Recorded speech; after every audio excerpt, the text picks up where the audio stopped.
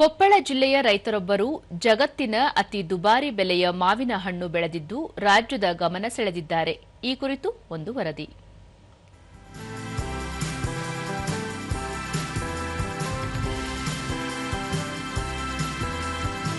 ಅಂತಾರಾಷ್ಟ್ರೀಯ ಮಾರುಕಟ್ಟೆಯಲ್ಲಿ 1 ಕೆಜಿಗೆ 2.5ರಿಂದ 3 ಲಕ್ಷ ರೂಪಾಯಿವರೆಗೆ ಬೆಲೆ ಇರುವ ವಿಶಿಷ್ಟ ತಳಿಯ ಮಿಯಾಜಾಕಿ ಮಾವಿನ ಹಣ್ಣುಗಳನ್ನು ಬೆಳೆಯುವ ಮೂಲಕ ಇತರ ರೈತರನ್ನು ಹುಬ್ಬೇರಿಸುವಂತೆ ಮಾಡಿದ್ದಾರೆ ಕೊಪ್ಪಳ ಜಿಲ್ಲೆಯ ಕುಷ್ಟಗಿ ತಾಲೂಕಿನ ಕಲ್ಲವರಗೇರ ಗ್ರಾಮದ ನಾಗಪ್ಪ ಬಗನಾಳ್.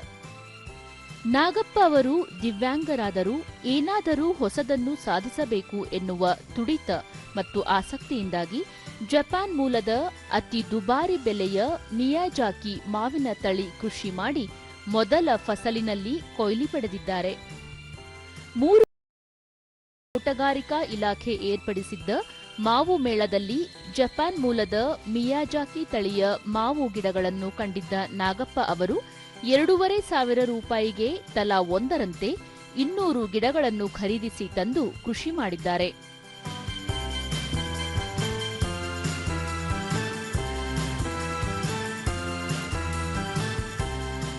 ರಾಸಾಯನಿಕ ರಹಿತ ಕೊಟ್ಟಿಗೆ ಗೊಬ್ಬರ, ಜೀವಾಮೃತ ಮತ್ತು ಸಗಣಿ ಇತ್ಯಾದಿ ಸಾವಯವ ಗೊಬ್ಬರಗಳಿಂದಲೇ ಮಿಯಾಜಾಕಿ ಮಾವು ಬೆಳೆದಿರುವ ನಾಗಪ್ಪ ಇದೇ ಮೊದಲ ಬಾರಿಗೆ 20 ಗಿಡಗಳಿಂದ ಸುಮಾರು 80 ಕೆಜಿ ಮಾವು ಕಟಾವು ಮಾಡಿದ್ದಾರೆ.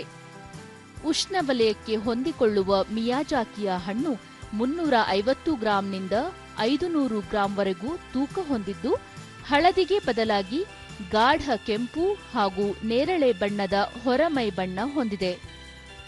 ಇನ್ನು 15% ಹೆಚ್ಚು ಸಕ್ಕರೆ ಅಂಶ ಹೊಂದಿರುವುದು ಇದರ ವಿಶೇಷತೆ.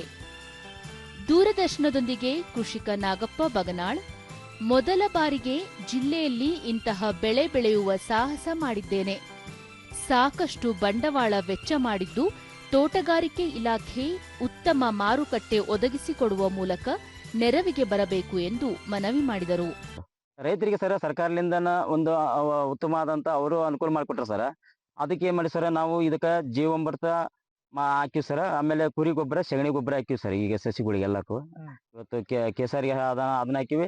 ಇದಕ್ಕೆ ಇದು ಮೇಜಾಕಿ ಇದಕ್ಕೆ ಹಣ್ಣಿಗೆ ಗಿಡಕ್ಕೆ ಇದನ್ನ ಹಾಕಿವಿ ಸರ್. ಒಟ್ಟ ಸರ್ಕಾರಿ ಗೊಬ್ಬರ ನಾವು ಯೂಸ್ ಮಾಡಿದ್ವಿ ಸರ್. ಒಟ್ಟ ಸೊಲಾಗಿ ಗಿಡಗಳನ್ನು ಬೆಳೆಸಿವಿ ಸರ್. ತೋಟದ ಕೆಲಸಗಾರ ಹನುಮಂತಪ್ಪ, ಸಂಪೂರ್ಣ ಕೊಟ್ಟಿಗೆ ಹಾಗೂ ಸಾವಯವ ಗೊಬ್ಬರವನ್ನು ಮಾತ್ರ ಬಳಸಲಾಗಿದೆ ಎಂದು ಮಾಹಿತಿ ನೀಡಿದರು. ಇಲ್ಲಿ ಕೇಸರಿ ಮತ್ತೆ ಮಿಯಾಜಾಕಿಯನ್ನು ಬೆಳೆದಿದ್ದಾರೆ. ಅವರು ನಮ್ಮ ಅಣ್ಣವರು ಸ್ವಲ್ಪ ಇಲ್ಲಿ ಕೆಲಸ ಕೊಟ್ಟರಿಂದ ಮಿಯಾಜಾಕಿಯನ್ನು ಹಣ್ಣನ್ನು ಪ್ರಯತ್ನ ಮಾಡಿದ್ದಾರೆ.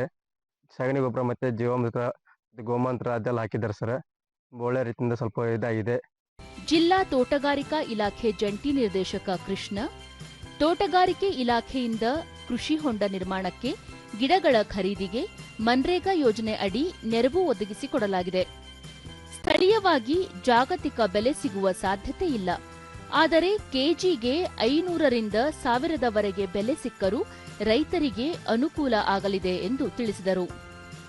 ಇನ್ನೇನಪ್ಪ, ನಾವು ಜನಗಳಿಗೆ ಇಂಥ ಹಣ್ಣಿದೆ ಅಂತ ಒಂದು ಪರಿಚಯ ಮಾಡಿಸಿದ್ವಿ. ನೋಡೋಣ ಒಂದು ರೇಟ್ ಯಾವ ರೀತಿ ಬರ್ಬೋದು ಅಂತೇಳಿ. ರೈತರಿಗೆ ಒಂದು 500-1000 ರೂಪಾಯಿ ಕೆಜಿ ಸಿಕ್ಕರೂ ಅವ್ರಿಗೆ ಒಳ್ಳೇದಾಗುತ್ತೆ. ಬಟ್ ಅದರ ಗುಣಮಟ್ಟ, ಅದರ ಸಿಹಿ, ಅದು ಯಾವ ರೀತಿ ಇದೆ ಅಂತ ಅದೆಲ್ಲ ಚೆನ್ನಾಗಿ ಬಂತಪ್ಪ ಅಂತಂದ್ರೆ ರೈತರಿಗೆ ಒಳ್ಳೆ ಅನುಕೂಲ ಆಗ್ತೈತಿ.